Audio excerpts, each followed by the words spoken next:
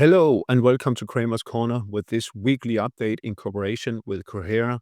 This is an educational video to demonstrate how I read the markets from a technical analysis point of view. There's no recommendation or advice intended whatsoever. Today we're gonna have a look at gold, Novo Nordisk, Tesla, DAX, S&P 500, and dollar yen. And it's some of the most interesting market moves that are out there. There are lots at the moment. There are so many, but I have to pick some.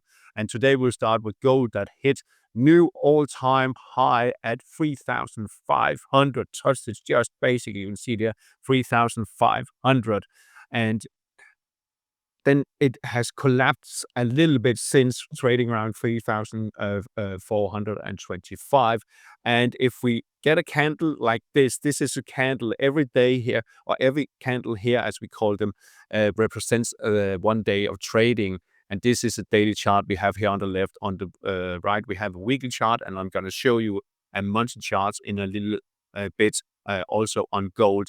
If we do have this a shooting star, as it is called at the moment, but day is not over yet, so let's see how it ends. But if we get this one and a negative tomorrow, then we could have a top and reversal pattern, and the correction could kick in. But it reads almost 2.618 projection of this correction here. It shot much higher, also of course on the weekly. And what is key is that the relative strength index, that's an indicator, strength indicator, and also a trend indicator, is testing previous peak here at 77.42.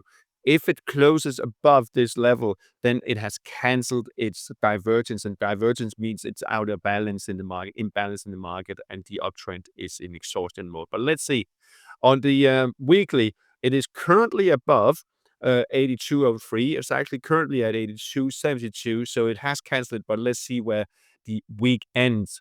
But what has caused all this? Well, of course, a lot of things, but from a technical point of view, and let's just zoom out here, looking at a monthly chart on on gold, we can see that over the course of several years here, from 2011 until around 2021, it formed this cup formation here.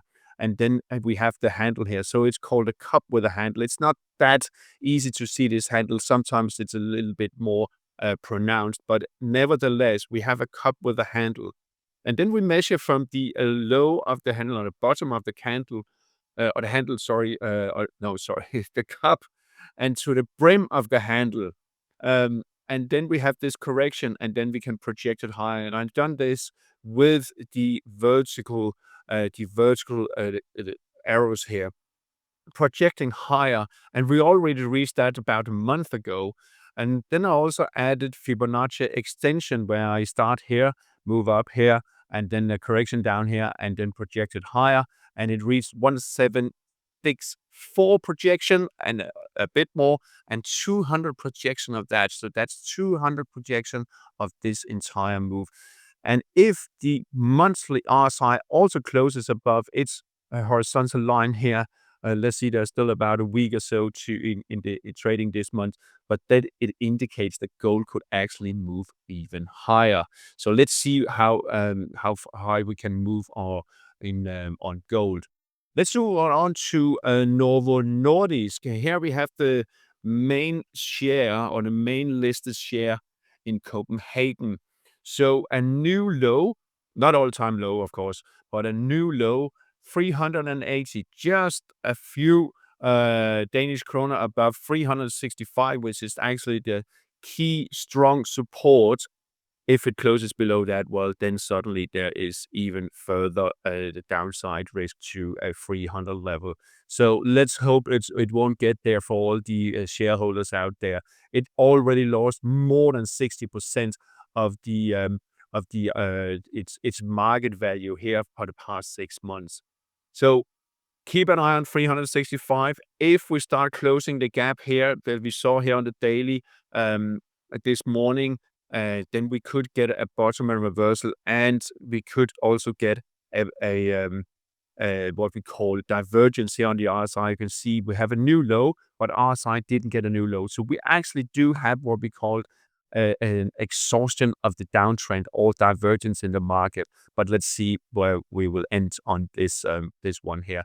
We will keep an eye, or I will keep an eye on it for the next, of course, a few days and weeks, and see if we will get a new bottom and a reversal possible. Maybe this is an exhaustion of the downtrend.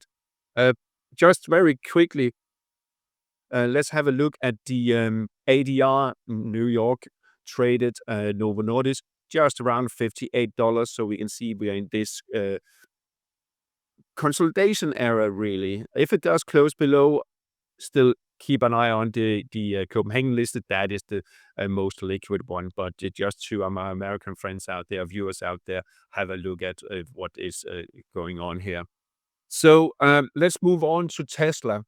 Tesla 212 is still the key support. I think I mentioned it in previous video updates. I just want to mention again, 212 is the key support for Tesla.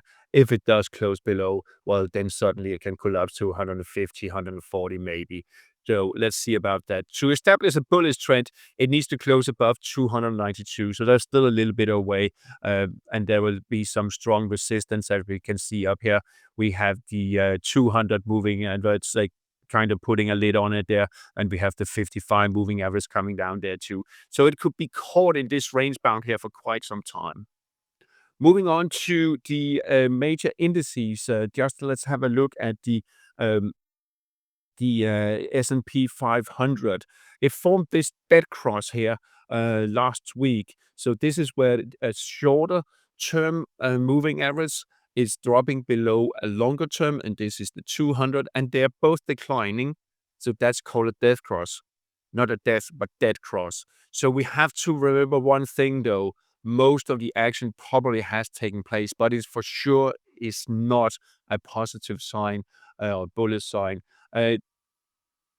S&P 500 bounced off 5,115 yesterday and could be caught range bound in this area here between 5,200 and 5,400, but it needs to close above 5,522 to at least try to establish a bullish trend, but there will be some strong overhead resistance here just below 5,800.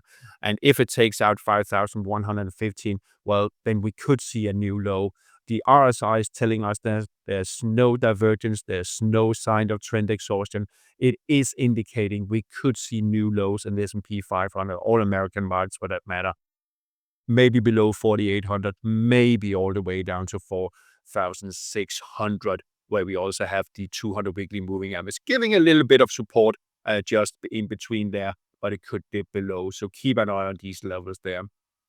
In Europe, DAX is one of the most, one of the leading indices, of course. Here, just before Easter, the last trading day before Easter, Thursday, it actually opened above 21,302, which is a key resistance, but it didn't manage to stay above. It actually closed below. If it does close above, I think we will see a move up to around 22,000, 22,150, where we have some strong resistance, where we also have the 55 moving average coming down. But there's also the risk that we will slide lower again towards 20,000, especially if we see the next few days is sliding lower and it pushes the RSI, the relative strength indicator, if it pushes that back below the falling trend line and below 40 threshold. So keep an eye on that if you're interested in European stocks. Key strong support here just around 22,000, but keep an eye on the 21,302. And finally, I have thrown in an FX cross that is really interesting. Currency cross here, dollar yen, one of the most traded currency crosses out there, has been in a decline basically since January. So for majority of the year, of course, there's been some corrections, but this today. Overnight, this early morning in Asia session, it actually touched and dipped a little bit below 140.25, like it did back here in September, and then it bounced. So let's see if it can do that again. If it does close below, and especially if it takes out the lows from today, 139.88, as you can see, then we could see another sell-off down to around 137, where we have even strong, also very strong support. We have the 200 moving average. This is the weekly one coming up here, giving kind of a support. So that could be the exhaustion, because the RSI is still negative, both the weekly and daily, and there's currently no divergence, meaning it is not indicating a trend exhaustion. But let's see if we also get an indecisive candle here where it's bounced a bit with a little body. That's the little body there. Well, and then we get a bullish candle tomorrow, then we could see a correction up to maybe 144, 145 in this area here, maybe a little bit higher. But what you can do, you can go to my YouTube channel, Cramer's Corner TA, and find me there. Sign up for daily updates, where I'll talk about single stocks. I talk about stock indices, FX pairs, commodities like gold and oil and other energy and copper. And I talk about bonds, bond yields, and cryptocurrencies. You can also find me on X or Twitter on Cramer's Corner and sign up there. You will get daily updates. That's all from me and in this educational video. Thank you very much for listening and watching. Have a nice day.